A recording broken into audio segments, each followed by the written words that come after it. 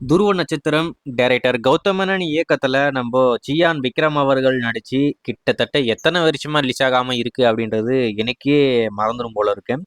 இந்த படத்தை எத்தனை வாட்டி ரிலீஸ் பண்ண ட்ரை பண்ணுவாங்க அப்படின்னு சொல்லிட்டு எனக்கும் ஒன்றும் புரியல. ஏன்னா 2023 நவம்பர் 24 எக்காரணத்தை கொண்டு மாற போறதில்ல, கண்டிப்பா வரப்போகுது அப்படின்ற மாதிரி ப்ரொமோஷன் ஒர்க் எல்லாமே தாறுமாறா பண்ணாங்க. ஆனா கடைசியில படம் வரல.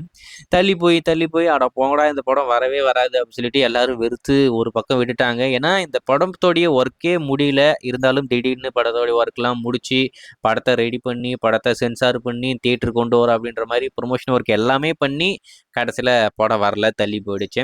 இப்போ இந்த வருடம் டெஃபினட்டா வெளி வந்துடும் அப்படின்ற மாதிரி ஒரு எதிர்பார்ப்போட நம்ம எல்லாரும் காத்துக்கிட்டு இருக்கோம். நம்ம கௌதம் மேனனுமே சொல்லியிருந்தாப்புல கூடி சீக்கிரம் வந்துடும், நாங்கள் அதுக்கான ஒர்க் பண்ணிக்கிட்டு இருக்கோம், எல்லா ஒர்க்கும் முடிச்சிட்டோம், இன்னும் கொஞ்சம் தான் இருக்கு, அதை மட்டும் முடிச்சுட்டா ஐ மீன் ஒர்க்குனா இருக்கிற பிரச்சனைகள் நான் சொல்றேன், இன்னும் கொஞ்சம் பிரச்சனை தான் இருக்கு, அதை முடிச்சுட்டா படம் வெளி வந்துடும். நானுமே இந்த படத்து மேல ஒரு மிகப்பெரிய நம்பிக்கை வச்சிருக்கேன்.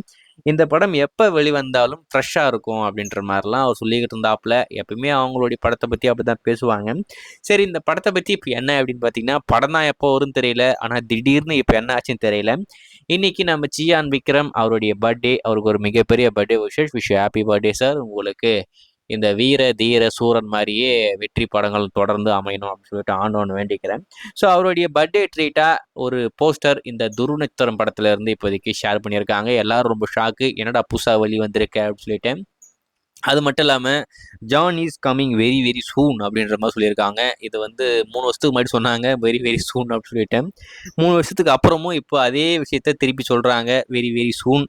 இந்த வெரி வெரி சூனுக்கான மீனிங் என்ன அப்படின்றத வெயிட் பண்ணி பார்ப்போம். இன்னும் 3 வருஷமா, ஐ மீன் வெரி வெரி. ஸோ கண்டிப்பாக இன்னும் எத்தனை வருஷம் வெயிட் பண்ணணும்னு தெரியல.